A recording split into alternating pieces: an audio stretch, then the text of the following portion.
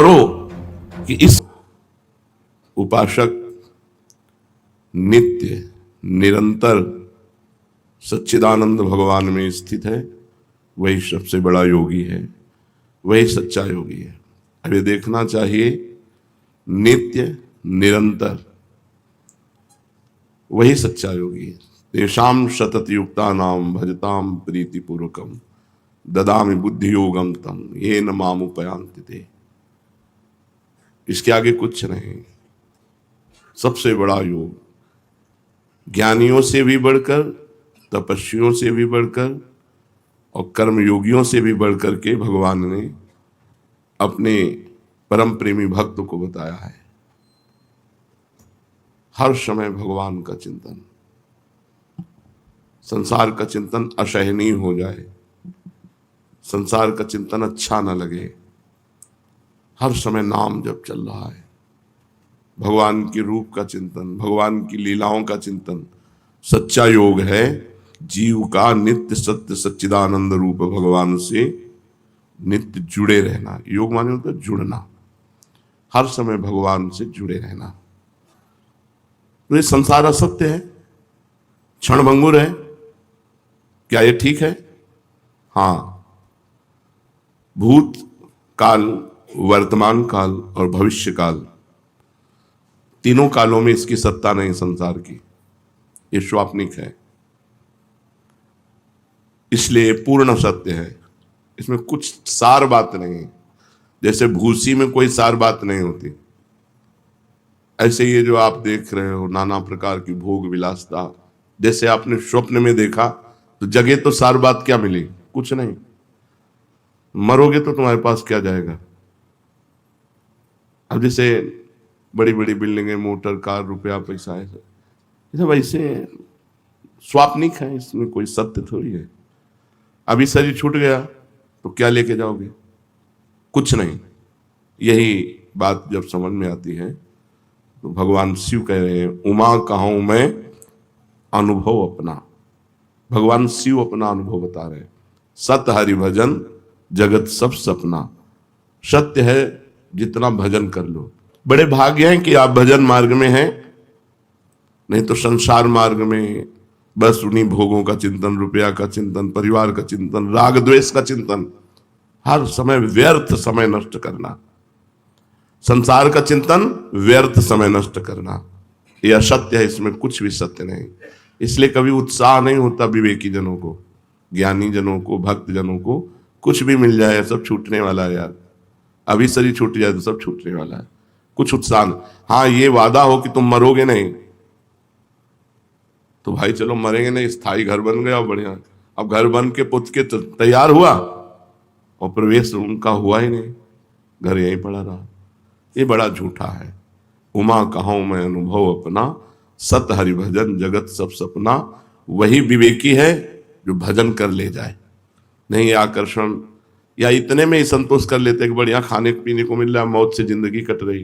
नहीं, जिंदगी काटने नहीं आए हम, जिंदगी में कुछ करने आए हैं। क्या करने आए हैं? उन्नति।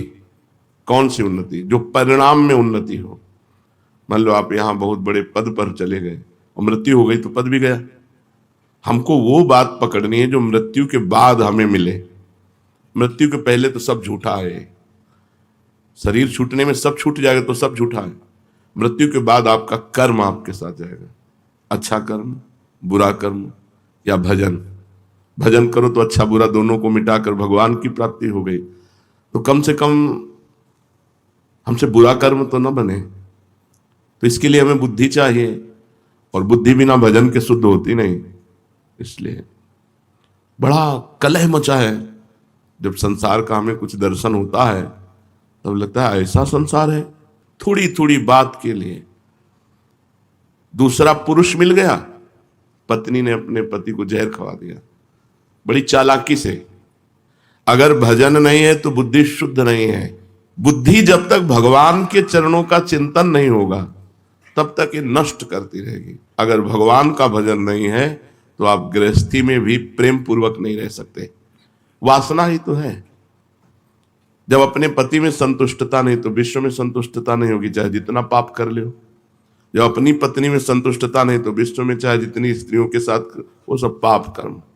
तो बुद्धि शुद्ध करने के लिए अगर नाम जब सत्संग है तो बुद्धि शुद्ध हो जाएगी, नहीं तो घोर अशुद्ध होती चली जाएगी। और अशुद्ध बुद्धि ऐसी जगह फंसा देगी जहां लाभ नहीं। भजन के बिना राक्षसी भाव पर शासन नहीं हो सकता, और राक्षसी भाव सबके अंदर है।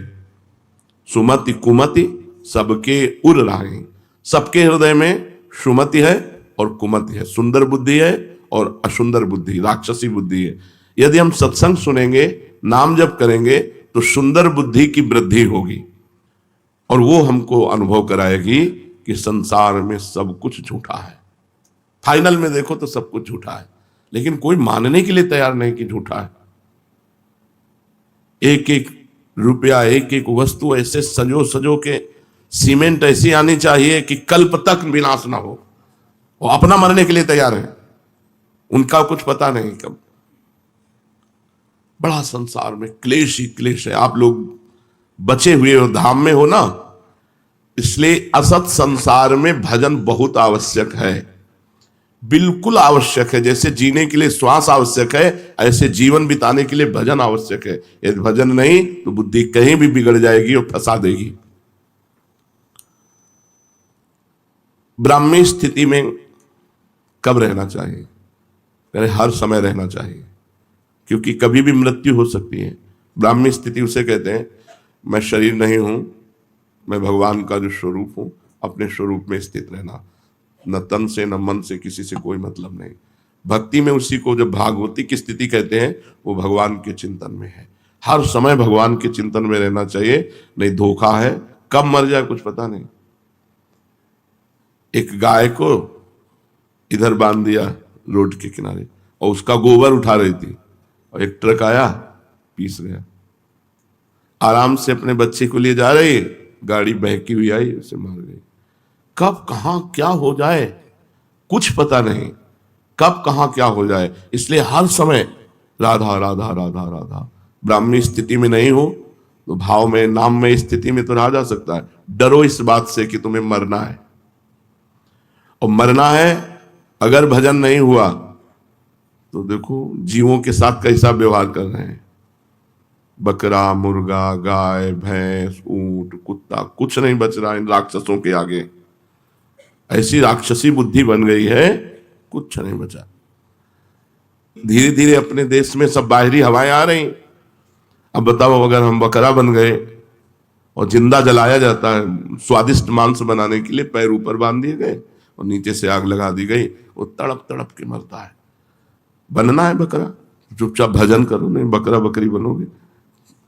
बहुत बहुत दुर्दशा है। हम कभी कभी एकांत में इस बात से कि अरे लोग जान क्यों नहीं रहे कि किस लिए आए, अरे भजन कर लेने, अगला जो होने वाला है उसमें आप कुछ नहीं कर सकते। जैसे पशु पक्षी अन्य योनियों में गए, कुछ नहीं कर सकते। कबूतर चुन रहा है, बिल्ली दौड़ के आई, पकड़ा, एक एक पंख उखाड़ के छील के खा गया। कितना भयानक पीड़ा होती है मृत्यु के समय। वो जब जीवों को देखो, स्कूटी में जा रहे हैं, एक्सीडेंट हुआ, आते निकल के बाहर निकल के पड़ गए रोड में। बहुत विचित्र। डरो कि इस संसार में अगर भगवान का आश्रय नहीं है तो तुम कहीं ना कहीं फंस जाओगे, कहीं ना कहीं तुम पिट जाओगे, कहीं ना कहीं तुम्हारी दुर्गति हो जाएगी। इसलिए हर समय नाम जप करते रहो। ये दैवी संपदा और आसुरी संपदा कहां रहती है? बोले चित्त में रहती है। जो चित्त वासुदेव का चिंतन करता रहता है, चित्त के अधिष्ठात्र देवता भगवान वासुदेव है, उसमें दैवी संपदा वास करती है। और जो चित्त संसार का चिंतन करता रहता है, उसमें आसुरी संपदा वास करती है। बहुत ध्यान देने योग्य बात है, चित्त का चिंतन नहीं छूटना चाहिए भगवान का। अगर चित्त का भगवान से चिंतन है तो दैवी संपदा जागृत हो जाएगी, और अगर संसार का चिंतन है तो आसुरी संपदा। आज प्रायः लोग प्रश्न करते हैं, बहुत उद्वेगित हैं, चिंतित हैं, अशांत हैं, परेशान हैं। क्यों? क्योंकि संसार का चिंतन हो रहा है। देखो 6 घंटा नींद में सोते हो तो कितना अच्छा लगता है, क्योंकि संसार का चिंतन नहीं होता। अगर जागृत में 6 घंटा संसार का चिंतन छोड़कर भगवान का चिंतन करो तो परमानंद में डूब जाओगे। संसार का चिंतन ही आसुरी संपदा है, भगवान का चिंतन ही दैवी संपदा है। सारे सद्गुण उसके हृदय में आ जाते हैं जो भगवान का चिंतन करता है। ये आसुरी संपदा और दैवी संपदा दोनों चित्त में रहती हैं। अगर चिंतन भगवान का अधिक तो दैवी संपदा जागृत हो जाएगी, चिंतन संसार का अधिक तो आसुरी संपदा जागृत हो जाएगी। बंधन और मोक्ष क्या है? संसार के प्राणी पदार्थों का चिंतन करना ही बंधन है और भगवान का चिंतन करना मोक्ष है। तुम भजन कर रहे हो, अभी मुक्त हो, हर समय भजन करो। लोग शरीर सुख के लिए परेशान हैं और शरीर का सुख त्यागने से आनंद प्राप्त होता है और शरीर सुख में आनंद प्राप्त करना चाहते, बस यही परेशानी। जीते जीते सब आंखें खराब हो रही, कान खराब हो रहे, पता नहीं क्या क्या। अब तो बड़ी विचित्र समस्याएं हैं। हम सच्ची कहते हैं, हर समय मन इस बात से व्याकुल रहता है कि ये लोग जाने यार काहे को परेशान हो रहे हैं, किसमें समय बर्बाद कर रहे हैं। सबको समझना चाहिए हम आए किस लिए, एकमात्र केवल भगवान की चर्चा, भगवान का चिंतन करते हुए, सांसारिक कार्य करते हुए। बंधन क्या है? संसार का चिंतन। मोक्ष क्या है? भगवान का चिंतन। संसार के प्राणी पदार्थ में ममता ही बंधन है और भगवान के चरणों में ममता मोक्ष है। तो ममताहीन कैसे बने? क्योंकि ममता शरीर में है, शरीर के संबंधियों में है, भोगों में है। कैसे ममता हटे? खूब सत्संग सुनो और भगवान का चिंतन करो, इसी से ममता चली जाएगी। सबकी ममता ताग बटोरी, मम पद मने बांध बर डोरी। भगवान की यदि चर्चा सुनोगे तो सब झूठा लगने लगता है। हम आपको सच्ची कहते हैं, आज तक हमें कभी ये नहीं दिखाई दिया कि ये हमें प्यार करता है। जहां कहीं लगा तो उत्तर में हमने देखा कि वो अपने लिए हमें प्यार करता है, हमारे लिए हमें प्यार नहीं करता। जैसे बहुत रोना धोना कोई करे, बहुत प्यार दिखाना, तो मन कहता है आपको प्यार करता है, तो भगवान कहते हैं रुको हम परीक्षा लेते हैं। और जहां उसके प्रतिकूल थोड़ी सी बात हुई, बस उसका चेहरा सामने आ गया, अरे ये तो हमारे, अच्छा ये प्यार था, बस समझ में प्यार नहीं। वो अपने लिए हमसे प्यार कर रहा है, हमारे लिए सिर्फ हमारे भगवान प्यार करते हैं, हमारी प्रिया जो प्यार करती है, सब अपने लिए प्यार करता है। आपके लिए बहुत बढ़िया जूता लाए हैं, क्योंकि आप जूता पहनेंगे तो हमें पुण्य होगा, हमारे पाप नष्ट होंगे, हमारा मंगल होगा। तो हमें प्यार से जूता थोड़ी पहना रहा है, व्यापार से जूता पहना रहा है। मेरे प्रभु के पैरों में कहीं कुछ लग ना जाए, वो भाव ला करके। कहीं सुकृत की बात ही नहीं आई कि पुण्य मुझे कोई लाभ मिलेगा, बात ही नहीं आई, ऐसा कोई नहीं। वो तो केवल भगवान ही है।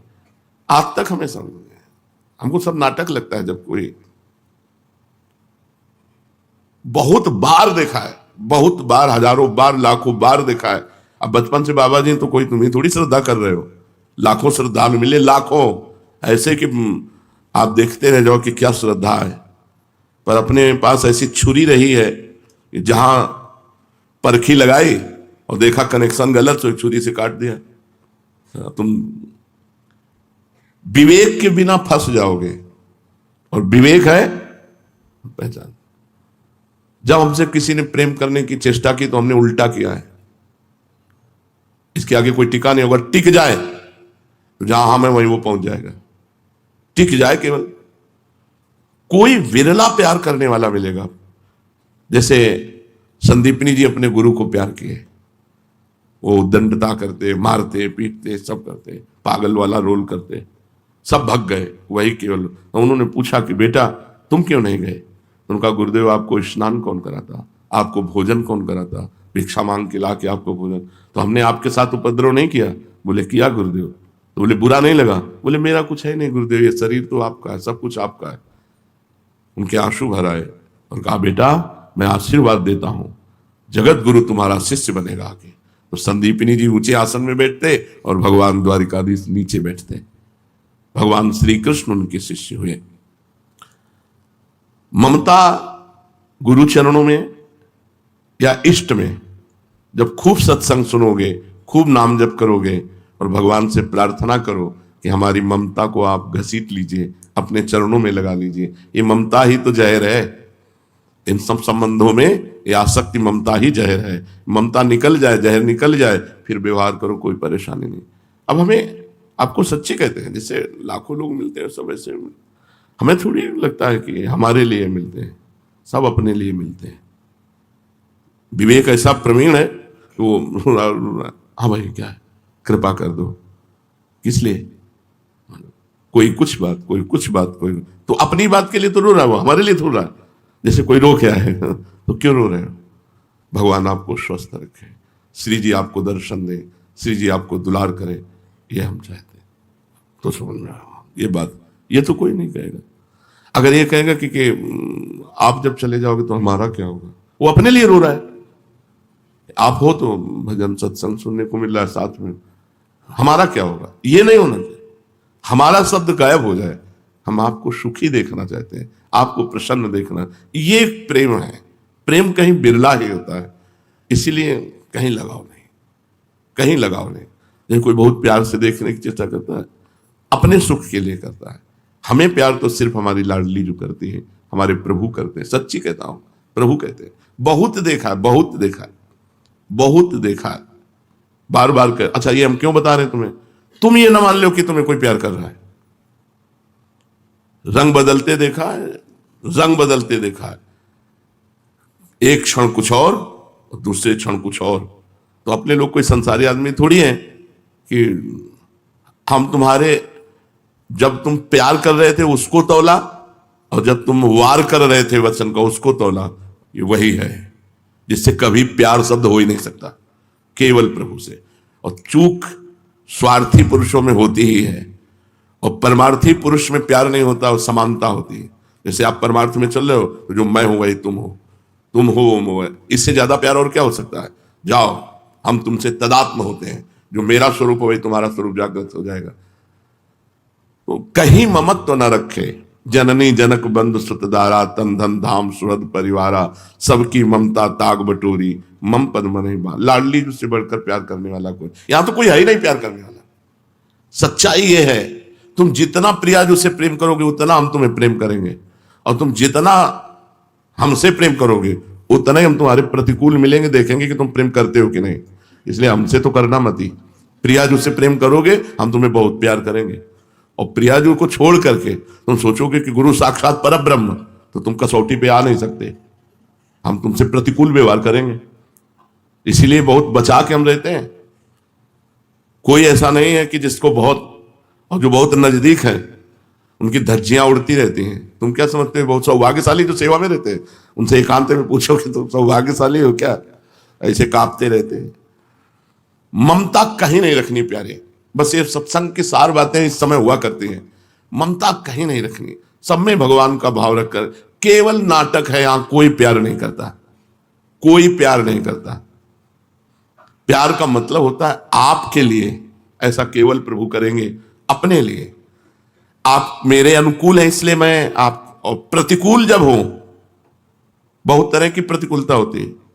आप हमें खूब सेवा कर रहे हो, हम इनको माला पहना रहे हैं, इनकी तरफ देख रहे हैं, इनको दुलार कर रहे हैं, और तुमको धक्का रहे, फिर भी आपका प्यार कि हम तो आपसे प्यार करते हैं, हमारे साथ क्या व्यवहार करते हो हमको इससे थोड़ी लेना देना है, हम आपसे प्यार कर। ये केवल भगवान और भगवान के प्रेमी भक्तों में बात मिलेगी, अन्यत्र नहीं। इसलिए अपने जीवन में किसी से प्यार ना करें, किसी से ममता ना करे, नहीं तो हम संसार में फंस जाएंगे। हिरन में ममता कर ली, प्यार कर लिया, तो अगला जन्म हिरन का हुआ। निरपेक्ष रहने, और यहां कोई प्यार नहीं करता। बार बार इसलिए कह रहा हूं कि हमको लगता है हमें कोई प्यार करे, हमें लगता है कोई हमें प्यार करे, तो इस धोखे में ना रहना कि यहां कोई तुम्हें प्यार करेगा, तुम्हारा शोषण करेगा, तुम्हें भ्रष्ट करेगा, तुम्हें श्री जी से हटा देगा। श्री जी से जोड़ने वाला प्यार तो केवल इष्ट और गुरु का होता है। मोक्ष में और भगवत प्रेम में क्या अंतर है? वैसे तत्वता तो कोई खास अंतर नहीं है, पर अंतर रहता है। एक तरंग समुद्र में मिल गई, ये हुआ मोक्ष। जैसे दो चीटा चीनी के बोरे में लगे थे, चीनी कढ़ाई में पलटाई गई तो एक चीटा चीनी के साथ चीनी बन गया, यह है मोक्ष।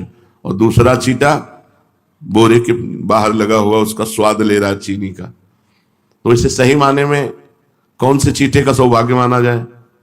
जो स्वाद ले रहा है। जो चीनी बन गया वो तो चीनी बनी गया। इसीलिए यहां कहते हैं कि रसाद्वैत है। एक ज्ञानाद्वैत होकर ब्रह्ममय हो गया और दूसरा रसाद्वैत होकर रस का स्वाद लेता रहता है। इसलिए मोक्ष को भी प्रेमी जनों ने ठुकरा दिया है। मोक्ष का मतलब है समुद्र की तरंग, तरंग नाम हट गया वो समुद्र हो गया, अगाध समुद्र। तभी हम ब्रह्मास्मि। लेकिन भक्तजन अद्वैत रहते हैं। कैसे अद्वैत रहते हैं? अपनी ही उस सुधि रही, एक रहे नंदलाल। पर वो स्वाद लेते हुए वो नंदनंदन नहीं बन जाते। उनकी दृष्टि में, उनके भाव में, उनके चिंतन में केवल प्रभु है। अपना अस्तित्व ही गायब हो गया, अपना चिंतन ही गायब हो गया, केवल प्रभु। मुक्ति किसे कहते हैं? दुख, क्लेश, बंधन, ममता, आसक्ति, अज्ञान सबका अभाव हो गया, अखंड आनंद, उसे मोक्ष कहते हैं। अज्ञान किसे कहते हैं?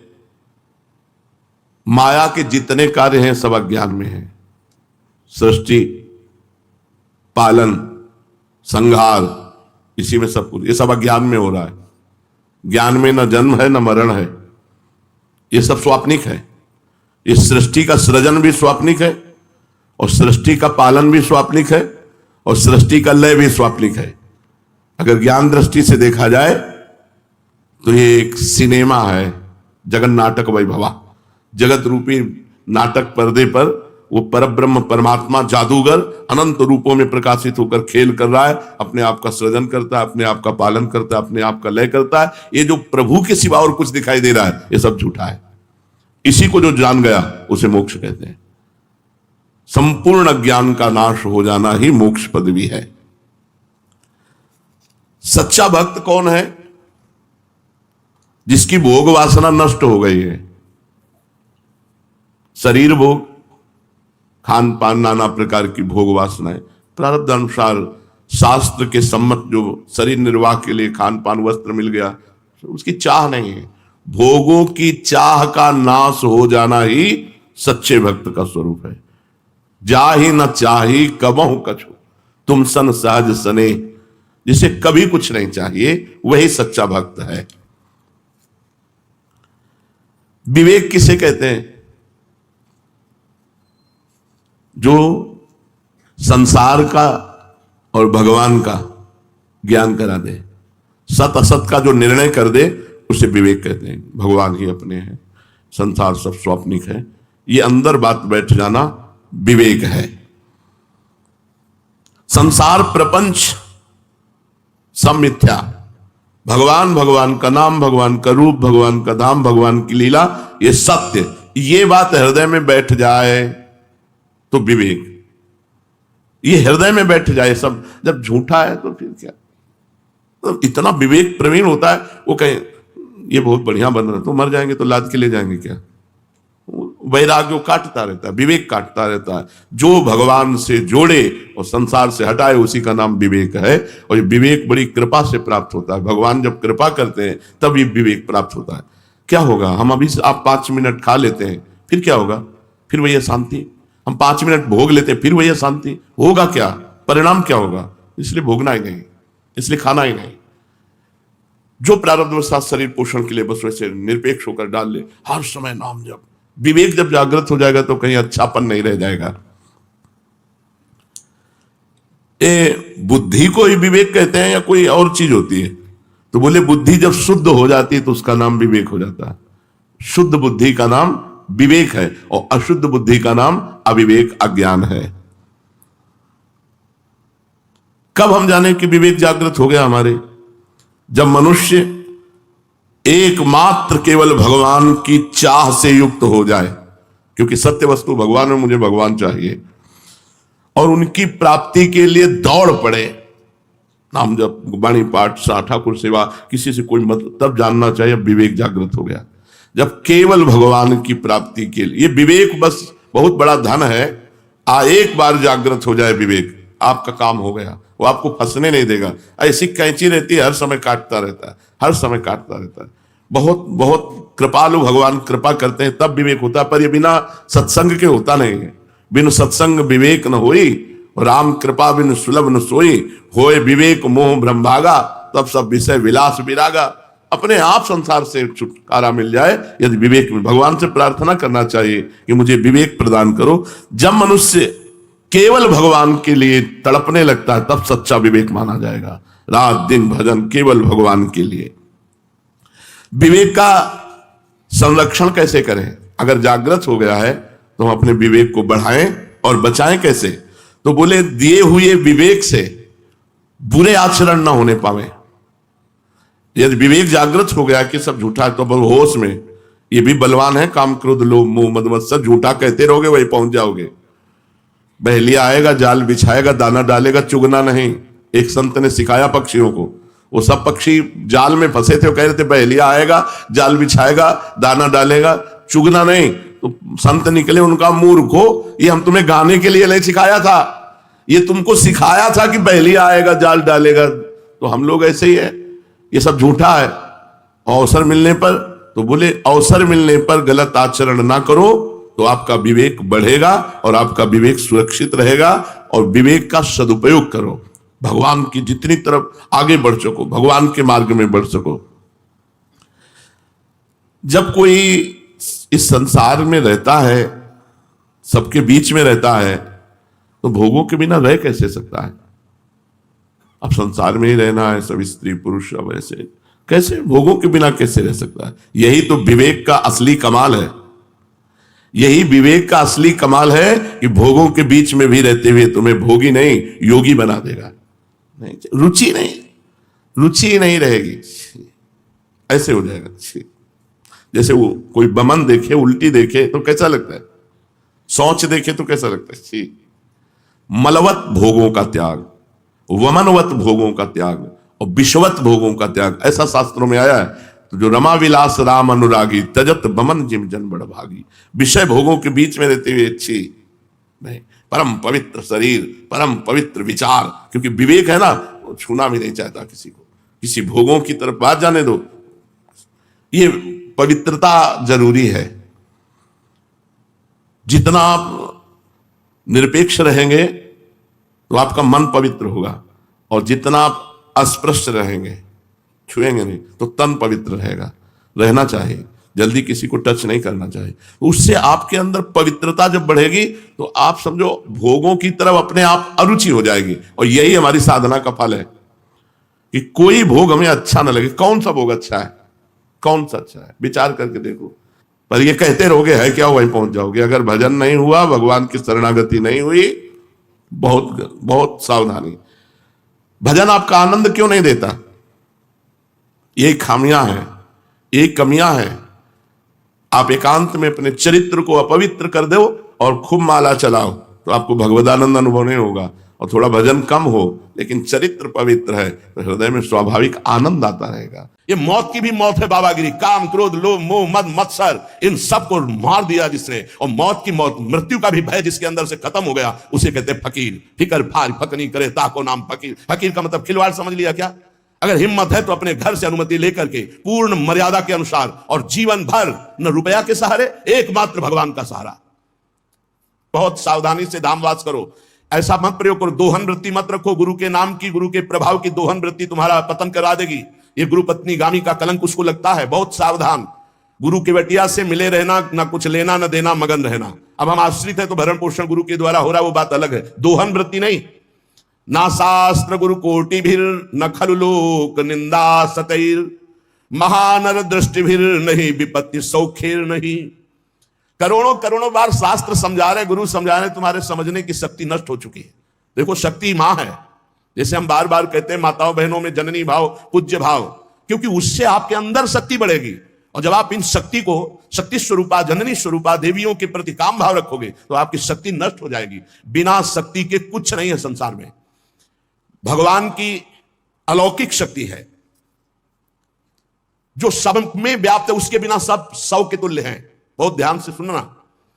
शक्ति का बल ही ब्रह्मा के अंदर जब जागृत होता है तो वो ब्रह्म शक्ति ही पूरे त्रिगुण माया की रचना रचती है। वही शक्ति है जिससे विश्व की उत्पत्ति होती है, वो शक्ति से होती है, ब्रह्मा से नहीं। ब्रह्मा की शक्ति, तो ब्रह्म में वो शक्ति जागृत हुई तो वो पूरे त्रिभुवन को रचने में सामर्थ्यशाली हुए ब्रह्मा जी। विष्णु की शक्ति पालन, शिव शक्ति संहार, सबके पास शक्ति विराजमान, शक्ति के बिना कुछ नहीं। दया की शक्ति, क्षमा की शक्ति, ध्यान दीजिए ये सब शक्ति हैं। दया, क्षमा, निद्रा, स्मृति, क्षुधा, तृष्णा, तृप्ति, श्रद्धा, भक्ति, धृति, मति, तृप्ति, पुष्टि, शांति, कांति, लज्जा, ये सब महाशक्तियां हैं। यही गोलोक में श्री राधा, साकेत में श्री सीता, क्षीरोद सागर में लक्ष्मी, यही भगवान शिव के वाम भाग में आद्या शक्ति, दुर्गति नाशिनी दुर्गा, यही वाणी की शक्ति, यही विद्या की शक्ति, यही सरस्वती, यही सावित्री, यही गायत्री, यही सूर्य की प्रकाश शक्ति, यही पूर्ण चंद्र की सुधा वर्षिणी शोभा शक्ति, अग्नि में दाहिका शक्ति, वायु की वहन शक्ति, जल की शीतलता तृप्तिदायक शक्ति, धरा की धारण शक्ति, पृथ्वी की धारण शक्ति और प्रसूति शक्ति, तपस्वियों की तप शक्ति, ब्रह्मचारियों की ब्रह्मचर्य शक्ति, गृहस्थों की सर्वाश्रय शक्ति, वानप्रस्थों की संयमशीलता शक्ति, सन्यासियों की त्याग शक्ति, महापुरुषों की महत्ता शक्ति, मुक्त पुरुषों की मुक्ति शक्ति, ये सब शक्ति है। सूरवीरों की बल शक्ति, माता पिता में वात्सल्य शक्ति, गुरु में गुरुता शक्ति, पुत्र में शिष्य में गुरु भजन भक्ति रूपी शक्ति, साधुओं की साधुता रूपी शक्ति, चतुरों की चातुरी रूपी शक्ति और माया की मायावी विभूतियां शक्ति, ये सब एक ही परम शक्ति अनंत रूपों में फैली हुई है। वाग्मियों की वाक शक्ति, न्यायी नरेशों की प्रजा पालन शक्ति, प्रजा की राजभक्ति शक्ति, सदाचारियों की दैवी संपदा रूपी शक्ति, मुमुक्षुओं की सठ संपत्ति, धनवानों की अर्थ संपत्ति शक्ति, ये सब शक्ति है। हजारों शक्ति रूप धारण करके चराचर जगत को, ज्ञानियों की ज्ञान शक्ति, प्रेमियों की प्रेम शक्ति, वैराग्यवान की विराग शक्ति, भक्तों की भक्ति शक्ति, यही राज्य लक्ष्मी शक्ति, सौभाग्य लक्ष्मी शक्ति, शोभा लक्ष्मी